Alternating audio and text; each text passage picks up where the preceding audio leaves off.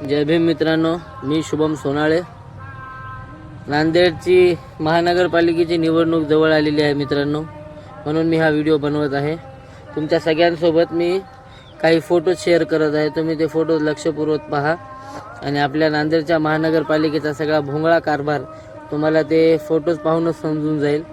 किती वर्षापासून या नाल्यांची साफसफाई नाही. जरा पाऊस पडला की लोकांच्या घरामध्ये सगळं नाल्याचं पाणी शिरते. या ज्या फोटोज मी तुमच्यासोबत शेअर करत आहे, या फोटोज जनता कॉलनी गणेशनगर रोड इथले आहेत.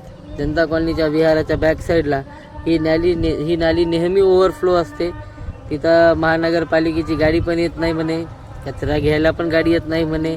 म्हणून लोकांनी मोकळ्या जागेत मोकळ्या नालीमध्ये कचराकुंडी समजून सगळा तिथं भोंगळा कारभार केला आहे. जशी महानगरपालिका तशीच आमची जनता पण होत चालली.